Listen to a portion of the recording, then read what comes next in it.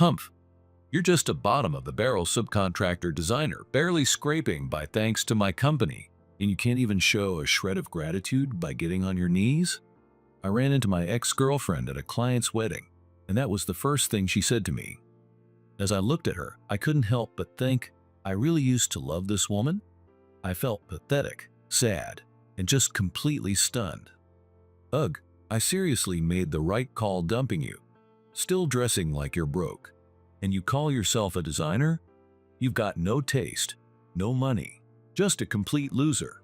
She let loose without holding back, but she was about to regret every word. Because I'm not the man she used to know anymore. My true identity is, I am Kyle. I work as a freelance designer based in Tokyo. It's been 6 months since I quit the company I've been working at ever since graduation. It was a major name in the industry, one I had admired since I was a student. I still remember how thrilled I was when I got the job offer. I get to work at the company I've always dreamed of, alongside so many amazing people. With my designs, I'll bring smiles to so many clients. What awaited me after I joined the company, full of excitement, was a harsh gap between my ideals and reality. The design proposals I carefully crafted by listening to the clients and working closely with them to bring joy were all rejected by my boss without exception. Their reasons? Too expensive. The deadline can't be met. It could damage our company's reputation, and so on. Time after time, I was told, our internal decision takes priority over client requests, and the final say was always out of my hands. It kept happening over and over again. Once my boss said, it's the company's decision, there was nothing I could say that would change the outcome. I would end up delivering designs that hardly reflected the client's original requests, and of course, they were disappointed, sometimes even angry. All I could do was apologize. Because our company was a major player in the industry, clients often held back their true feelings and signed the contract, knowing that causing trouble here could affect future business, and I couldn't bear to look them in the eye during those moments. I can't do this anymore. I want to create work that makes clients happy. I want to make something that brings smiles. I want to design with the client's heart in mind. Even though I had dreamed of working at that company, I just couldn't align myself with their business philosophy, which ran completely counter to my beliefs. So I quit and decided to go independent. Letting go of a steady income took real courage. And to be honest, even now 6 months later, the struggle of building trust from scratch hasn't changed. But when I hand over a design that I carefully crafted through countless conversations with the client, and I see that smile of genuine joy on their face, when I hear their words of joy, it fills me with happiness too. It makes me feel like all the effort was worth it. Yes, it's harder than ever, but life now is far more fulfilling than back when I was a company employee. And in the middle of these hectic days, there's someone who's always been there to support me. Today, my girlfriend Amanda was coming over for the first time in a while. Amanda and I have been together since college. We were in different majors, but she was cheerful, outgoing, and had lots of friends. Because we had mutual friends, we often hung out in groups. Eventually, we started spending more time just the two of us, and before we knew it, we were a couple. During job hunting, Amanda struggled to get offers and often felt down. But when I got mine, she celebrated like it was her own success. Even when things got tough at my old job, she would say, "You've got this, Kyle. There are people at work who will see your worth just like I do," and lift me up with her bright smile. As we shared the dinner we prepared together, I found myself gazing at her across the table. What? What's with the stare? You're not getting any of mine, if that's what you're thinking. No, it's not that. I'm just happy we finally get to spend some time together again. Oh, really? Well, fine then. After swallowing the side dish she had been eating, Amanda looked straight at me and asked a question. Hey Kyle, how's work been lately? Is everything going smoothly? Yeah, better than when I first went solo. I'm getting more work, and I've even got a few clients who keep coming back, so things are moving along. Her face lit up when she heard that. That's great. So, are you thinking of getting an office soon instead of working from home? Well, not quite there yet. I still haven't caught up to what I was earning at the company. I replied with a wry smile. It's only been 6 months since I went independent. Each project still pays relatively little, and it's hard to take on a large volume of work. More than anything, though, I believe that right now it's more important to build trust and lasting relationships. What? Seriously? You should just take on more jobs and make more money.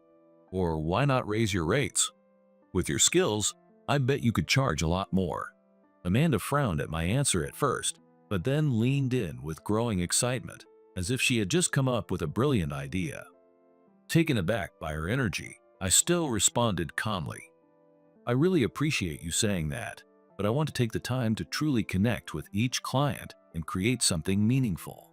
Seeing their joy when the work is done, that makes me feel like it was all worth it. That feeling. It's something money can't replace. That kind of joy doesn't pay the bills, no matter how much of it you have. What?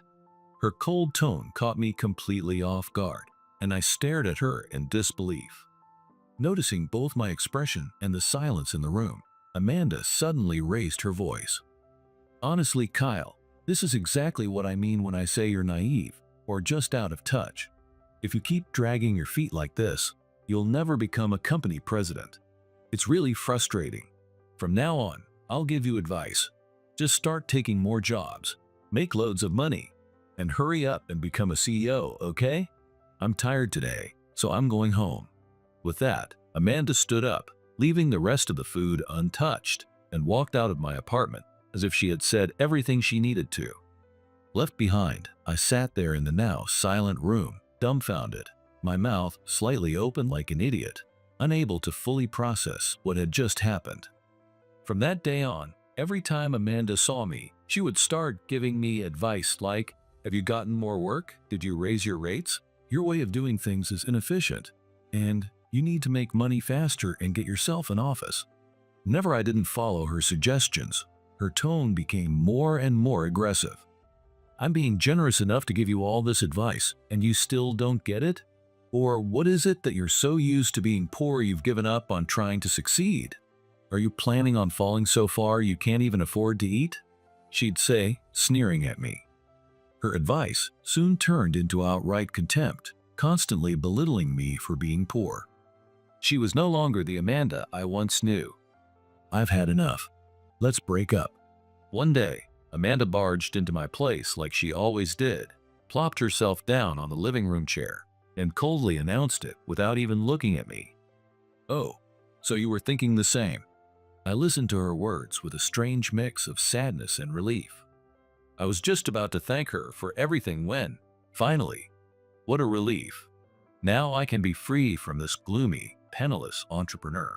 I mean, without me around, a failure like you with no talent for business will probably go bankrupt and end up on the streets. What was it you said again? Clients I made smile? Yeah, go beg them for help. Though I guess people who hire someone like you must be broke too. Ha, what a joke. With that, she flung open the front door and stormed out.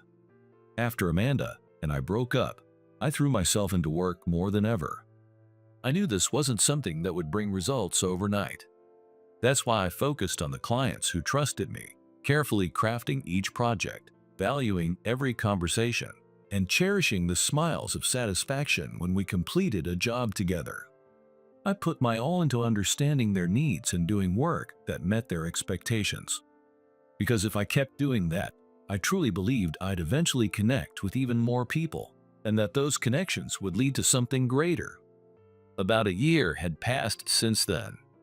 I was on my way to deliver some design files I had promised to a client. It was a company that had reached out to me not long after I became independent. The president, Mr. Norris, had also started his company when he was young and went through a lot of hardship. When we first met to discuss a project, he smiled and said, "You remind me of my younger self, though I was a bit more handsome." From then on, every time I visited for a meeting, Mr. Norris would share stories about the struggles he faced when starting out, and how he managed to recover during times when there was no work, always hoping his experiences would help me. And in fact, everything he told me was full of valuable insights for doing business. Not only that, but he started giving me repeat work saying, let's have you handle the next one too. He had become one of my most important clients. At the scheduled time, I arrived at the company and handed over the deliverables. We wrapped up the usual confirmations, and just as I was about to leave, Mr. Norris called out to me. Kyle, thanks again for delivering another great design. No, thank you for everything. I'll keep working hard so you'll want to come back again. I gave him a deep, enthusiastic bow. Haha, you really are a pleasure to work with. And your designs are outstanding. Everyone who visits our office says so. Thank you so much. His words warmed my heart. All right, time to give it my all again. Starting today, I was quietly psyching myself up when Mr. Norris said, so, someone who visited our office recently has a connection at another company, and they were wondering if they might be able to get your help. If you're open to it, would you be willing to hear them out? There was no reason to say no. Sure, it was a request from Mr. Norris, someone I respected, but more than that, someone saw my work and felt something. They wanted to reach out. I felt the power of connection. And at that moment, I knew deep down that everything I had done up until now, it hadn't been wrong. Of course, I may not be much, but if there's anything I can do to help, I'd be honored to hear more. Seeing my enthusiasm, Mr. Norris smiled just like he had the very first time we met. The next day, he introduced me to the president of a certain company. Once again, Kyle, thank you so much for accepting this sudden request. Mr. Simmons, a gray-haired man, bowed his head.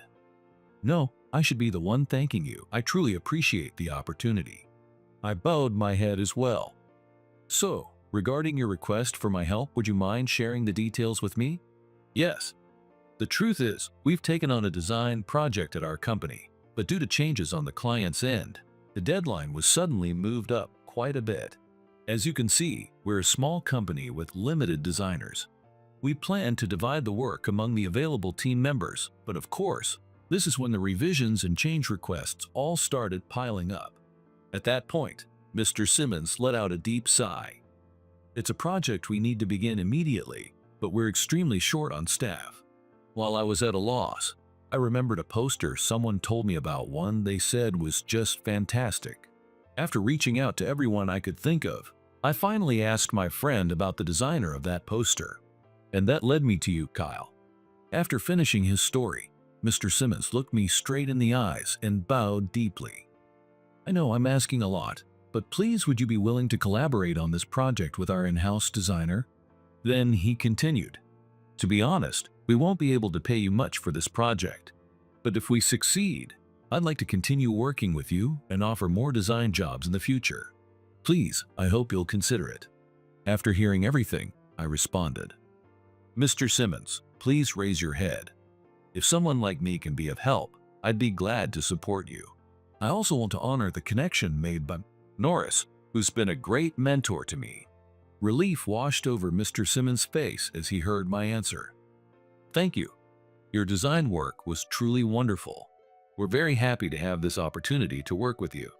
His words made me genuinely happy. It meant so much to know that what I'd been building all this time had reached someone, that it had led to a new opportunity, that someone had seen my work and appreciated it enough to say so. Thank you so much, Mr. Simmons. It means a lot to hear that from you. A short moment later, there was a knock at the meeting room door. Ah, that must be her. Come in, Mr. Simmons called out. The door opened quietly, and a woman entered. She looked to be around the same age as me. She had a calm presence, but there was a strength in her expression. She was a striking woman. Allow me to introduce her. She's the designer from our company who will be working with you on this project. Nice to meet you. My name is Mary. Thank you very much for accepting this last-minute request. As I listened to her introduce herself, something tugged at the back of my mind. Mary. Huh? I must have looked puzzled. Both of them smiled when they saw my face. I forgot to mention she's my daughter. She's also one of our most talented designers. It's a pleasure to meet you, Kyle. I've seen your designs after hearing about them from my father. They were truly inspiring, and as a fellow designer, I was deeply moved. I'm really looking forward to working with you. With that, Mary extended her hand toward me. I hurried to reach out and shake it. thank you. I'm looking forward to working with you too. Though I was nervous at first, Mary turned out to be warm and approachable, and as we had more meetings together, we quickly grew comfortable working as a team. Since I was technically just helping on this project, Mary handled the main design work while I supported her. The design Mary came up with perfectly captured both the client's requests and the company's image. It was so well done, she hardly needed my help. But she still said, "We're creating this together," and took the time to listen to my thoughts, incorporating anything she felt was worthwhile. The deadline was tight, and the quality demanded was extremely high, but through careful effort and teamwork, we were able to deliver a fantastic final design.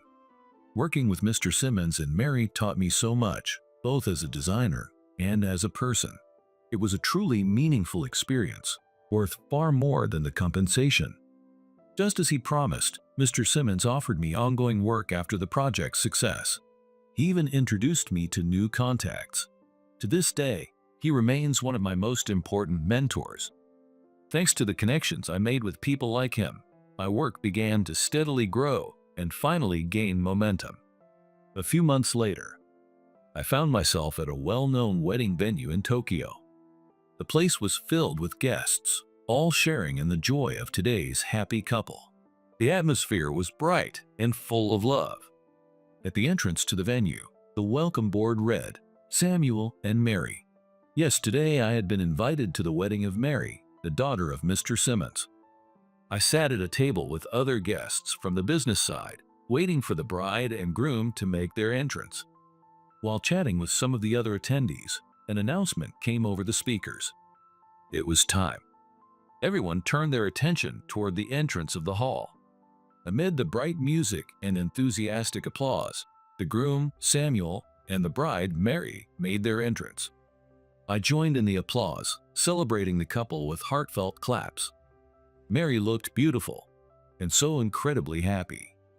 "Congratulations, Samuel." "Congratulations, Mary." I watched their backs as they walked down the aisle through the continuing applause, murmuring those words.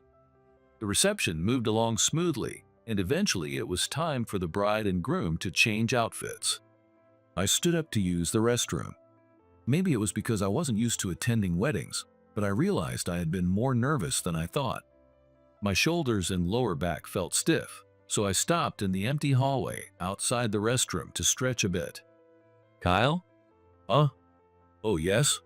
I hadn't expected anyone to call my name, so my voice came out awkwardly. I turned toward the voice, flustered, and there stood someone I never expected to see. "Wait, Amanda?" "That's right." Standing there was my ex-girlfriend Amanda, whom I had broken up with over a year ago. I knew it. It was you. Her voice was a little hesitant, but from her tone, it seemed like she already knew I'd be there. Judging by her dress, she was also a guest at Mary's wedding. After the way we had parted, making small talk felt completely out of place, but ignoring her wasn't an option either. I opened my mouth to say something, but Amanda spoke first. "What are you doing here? This is a wedding, you know. A place like this isn't meant for a washed-up loser like you."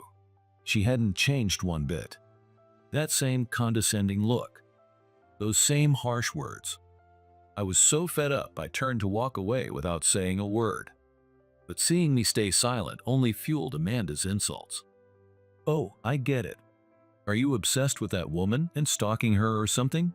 You kept giving her those creepy little glances, calling Mary that woman, and saying I'm chasing her around? Being falsely accused of stalking was too much. I haven't done anything like that, and I never would. And that way of talking about her is completely disrespectful." In response to my words, Amanda scoffed with a sharp humph, and her attitude grew even more confrontational. "Then what? Don't tell me. You came here because you knew I would be here?" "Ugh, clinging to your ex like that, how disgusting." I couldn't let her keep running wild and spreading rumors.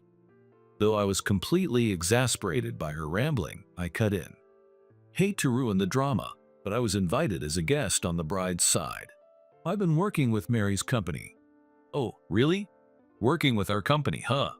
Wait, are you saying you work at Mr. Simmons' company too?" "That's right. I quit my last job because the pay was too low and transferred over. So that's what happened. I had been to Mr. Simmons' company several times since our first project, but I had never noticed Amanda was working there. Well, I guess it wouldn't be strange if she were in a different department. As I thought about that, Amanda suddenly flashed that same unpleasant grin. So, working with our company, huh? So basically, you're still just one of our subcontractors. Still stuck scraping by, huh? Well, what can we expect from a broke designer with no business talent? And just like that, it began again. If she really thought that way about me, she could have just ignored me altogether. I let out a sigh, just like I used to back when we were on the verge of breaking up. To think our company actually worked with someone like you. And Mary, wasn't she a designer too? She's just some decorative piece being favored because she's the boss's daughter. You two working together? Honestly, I feel bad for everyone else. It's so pathetic. It's funny. Amanda burst out laughing as she said it. How could anyone speak that way about the daughter of her own company's president? And to mock Mary, someone so earnest and dedicated to her work, was absolutely unacceptable. Amanda, say what you want about me, but how dare you talk about Mary like that? Sure, she's the president's daughter, but she never acts entitled. She's thoughtful toward those around her and works just as hard as everyone else. She's a remarkable person, both as a designer and as a human being. Though I hadn't known Mary that long, we'd worked together on multiple projects.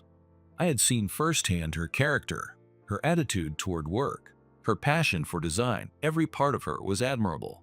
I couldn't let Amanda's insults slide. My voice, filled with anger, made Amanda flinch for a second, but she quickly recovered and shot me a glare. So you're taking her side? What is it with everyone and that woman? And you don't even get me started on you. You show up at a place where you don't belong, and now you've got the nerve to talk back to me? You never respected me. That's why you could never get a decent place to live, or grow a company, or escape your loser lifestyle. Her voice kept rising with every word. A small crowd began to gather, drawn by the shouting. Humph! You should be groveling right now, you bottom-feeder designer who's barely surviving thanks to our company. You ought to be thanking me on your knees. Her voice echoed throughout the venue, completely out of place for a wedding reception. And then, are you the one speaking so rudely to a man who's done so much for our company? A low, calm voice tinged with anger came from behind Amanda. From the small crowd that had formed, one man stepped forward. When Amanda and I saw his face, we both froze in place. Mr. Simmons. He looked at me and gave a small nod and smile before turning his now serious face to Amanda, who had gone pale. You're Amanda, correct? She twitched at the sound of his voice and answered in a whisper. Yes. Gone was her earlier confidence. Now she stood there, unsure of what to do. I heard your voice, mostly yours. Really, and it seems you two know each other. I don't care what kind of relationship you have. Mr. Simmons paused for a moment, then continued. I heard what you said about his work, but it seems you don't understand a thing. What? Mr. Simmons, earlier you said Kyle was an important person to the company. That must be some kind of mistake, right? He's just a broke designer. How dare you speak about him that way? Mr. Simmons' voice, shaking with barely contained anger, still stayed composed. Around a year and a half ago, our company faced the biggest crisis since its founding. Our performance had declined. Contracts with clients were being terminated one after another, and we were on the brink when, just as a final opportunity for survival presented itself in the form of a highly challenging large-scale project from a major shopping center chain. We were fortunate enough to connect with Kyle through a series of valuable relationships, and he delivered outstanding results that helped turn everything around. I only recently learned about what Mr. Simmons' company was going through at that time. It wasn't just me, there were many people involved, but that project turned into the spark that brought new clients and renewed contracts, saving the company from the brink. If we hadn't been able to receive Kyle's help at that time, this company likely wouldn't even exist today. And while Mary was an excellent designer, even without any bias as her father, if she had been forced to carry the entire burden alone, her true abilities might never have been realized. But by watching how Kyle approaches his work, I learned the importance of always remembering there is someone on the other side, of understanding and respecting that person's feelings, of valuing human connections and expanding them, and of putting your whole heart into every task. Listening to Mr. Simmons speak such words of praise, I wasn't sure whether to be honored or embarrassed. I honestly didn't know how to react. That's why recently I offered him a position as an executive at our company. What? An executive? You're kidding. Yes. That happened not long ago. He had called me in suddenly and surprised me with the offer. His sincere, heartfelt words moved me, and I humbly accepted. Amanda. Snapped out of her daze by hearing her name, Amanda looked up at Mr. Simmons with wide, frightened eyes. You seem to have completely misunderstood Kyle, but he possesses remarkable talent as a designer despite working in the demanding world of freelancing. He has steadily built up his career through consistent effort, and his character and meticulous work have earned him a strong reputation in this industry. He's now one of the most sought-after rising stars. And even after hearing all of that, do you still intend to call him a bottom-of-the-barrel subcontractor designer? His voice at the end was laced with an anger I had never heard from Mr. Simmons before. Even I involuntarily straightened my posture. Amanda stood trembling, her face pale and drained of all color. Ignoring her shocked state, Mr. Simmons continued. Oh, and by the way, I've already heard plenty about you. Your poor attitude at work, how you treat other employees, and particularly how you've gone out of your way to bother Mary, even though you're in completely different departments. I've heard it not only from her, but from others as well. I really do respect Mary's work. So, that's why. As Amanda realized that Mr. Simmons had been fully aware of her behavior at work, the color drained from her face. Her words became increasingly disjointed. Respect? Huh, that's interesting. Just earlier, I believe I heard you call her a decoration, didn't I? At Mr. Simmons' words, I thought I heard a sharp intake of breath nearby. Well, Amanda, thank you for coming today for my daughter's sake, but I think it's best if you head home now. We'll arrange a time later to speak with your supervisor. With that, Mr. Simmons turned his back to Amanda and walked toward me. Let's head back to the venue, he said calmly, bringing an end to the confrontation. Among the gathered onlookers, a few seemed to be Amanda's coworkers. They were whispering quietly to one another, glancing in Amanda's direction. As we returned to the reception hall, I looked back briefly to see Amanda sitting on the floor, her expression blank and powerless. Honestly, I didn't feel sorry for her. If her hatred had been directed at me alone, I might have been able to bear it. Though even then, being on the receiving end for so long had already been more than enough. But from Mr. Simmons' words, it was clear she had problems far beyond what I knew her work ethic, how she treated others. She brought this on herself. It was a natural consequence. Our encounter had been nothing more than a coincidence. I had no reason to speak to Amanda again. That chapter of my life had long since closed. Mary's wedding came to a close without issue. It was truly a beautiful ceremony. As I walked, I caught myself smiling, imagining the day I might have a wedding like that of my own someday. A passerby gave me a strange look. Okay, get it together, Kyle. I tightened the knot of my tie, giving myself a little pep talk. Today, I was visiting Mr. Simmons' company to officially sign the paperwork for my executive appointment. Kyle! Just as I neared the building, someone called out from behind me. That voice. No way. Amanda? It was her. Amanda, who I'd run into at Mary's wedding, stood there. The moment she heard me say her name, she lit up and came hurrying over. Ah! I instinctively stepped back. The confrontation at the wedding had left such a mark that my body reacted before I even had time to think. Amanda seemed momentarily surprised by my reaction, but quickly composed herself and started speaking in a sickeningly sweet voice. Kyle, I'm really sorry about last time. I was just in a really bad place mentally, and I ended up saying things I didn't mean. I was left speechless. Didn't mean it? And yet, she had delivered every insult so smoothly, without hesitation.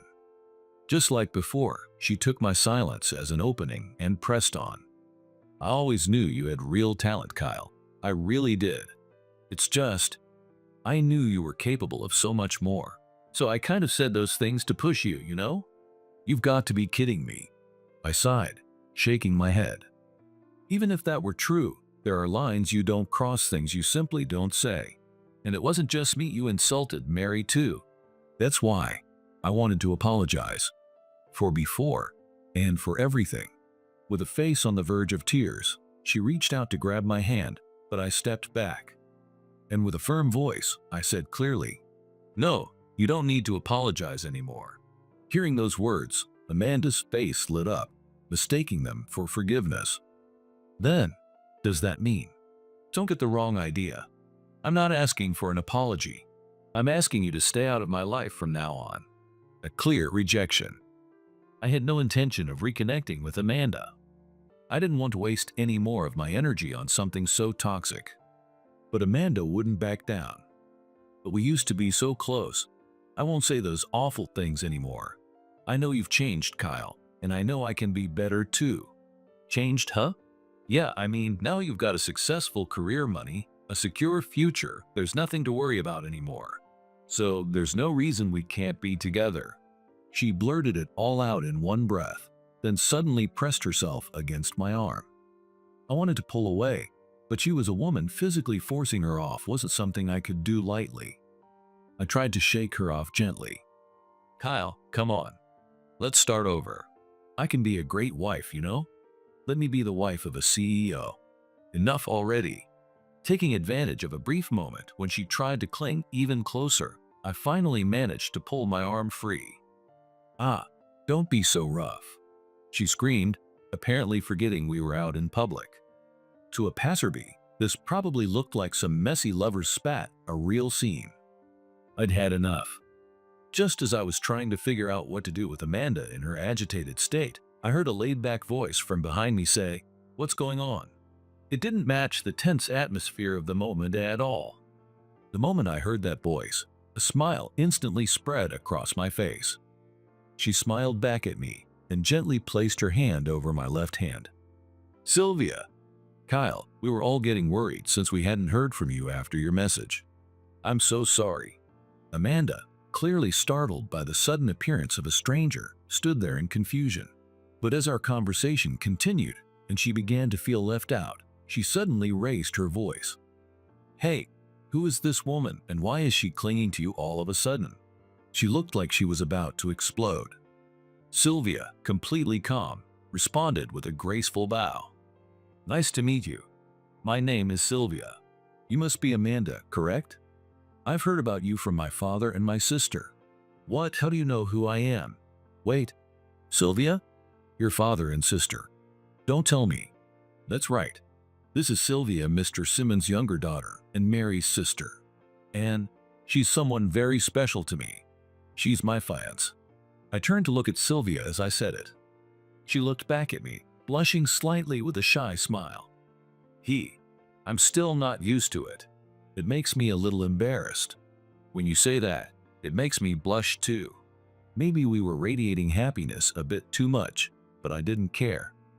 Because I really was happy. "What? Fiancé? No way." Amanda stood there, stunned, her mouth opening and closing like a fish. "That's why there's no going back, Amanda. I will never start over with you. And from now on, stay away from me and from her." "Amanda, I heard from my father that you're currently on suspension from work. Are you sure you should be out and about like this?" At those words, Amanda's shoulders jolted. She clenched her fists for a moment, then loosened them and slowly turned away, walking off unsteadily. We watched her leave for just a moment, then turned and made our way toward the company. And so, I officially began my new role as an executive at Mr. Simmons' company. A few days later, Mr. Simmons invited me out for a celebratory dinner. Joining us were his wife, and of course, Mary and Samuel, who had just returned from their honeymoon. And so, the six of us, including Sylvia and me, gathered together. Before the dinner began, Mr. Simmons invited me aside for a private conversation. He told me that Amanda had recently undergone a formal meeting, during which she explained, in her own words, why she had lashed out with such hostility. Apparently, Amanda's father used to run a small business in their hometown. He was a man known for his strong sense of duty and compassion, someone who couldn't turn his back on those in need, and he was deeply trusted by the local community. Perhaps it was also a sign of the times, but as the business gradually began to struggle, the family's standard of living slowly declined as well. Even so, her father never gave up. He continued the business in a modest way, relying on those who had once supported him or people he had helped in the past. Amanda and her family lived on the edge, and there were times when they didn't have enough to eat. Eventually, thanks to a combination of support from others and improvements in the economy, they managed to avoid the worst-case scenario. But Amanda's heart had been worn thin by the severe poverty she had experienced. Her frustration and pain were directed at the people around her father, those she believed had failed to help when things were hardest. In truth, many people had offered help, thanks to the goodwill her father had built over the years, but as a child, Amanda couldn't see that. Why didn't anyone help us? Why did my mother and I have to go through so much pain? From that moment on, Amanda began to believe that it was her father's fault for failing to run the business well, for not earning enough money. Being kind in business doesn't pay the bills. If only he had chosen work that made more money. She swore she would never struggle with money again. Those feelings came rushing back when I decided to go independent. Amanda's harsh words and disrespectful attitude toward Mary came from intense jealousy. Despite being in the same position Amanda once was, the daughter of a company president, Mary showed no signs of financial struggle and was admired by her colleagues while doing the work she loved. Amanda had poured her heart out during the meeting, and in front of Mr. Simmons, Mary, and the entire staff, she sincerely apologized for everything and submitted her resignation. She had wanted to apologize to me directly, but made it clear that she didn't wish to be involved any further. So instead, I was simply given a message. If, someday far in the future, I could find it in myself to forgive her, she would be grateful for the chance to apologize in person. I understand that Amanda went through a lot in her past and endured real hardship, but that doesn't mean I can ever truly forgive the things she's done. Still, she was someone I once shared a part of my life with, and if this experience leads her to change and find happiness somewhere down the road, I hope that one day I'll be able to genuinely wish her well. I want to keep moving forward, grateful for all the connections I have around me, doing my best to repay the kindness I've received from those people. I may be slower than others, but even so, I want to keep walking with the belief that beyond everything I've built so far, a brighter future is waiting.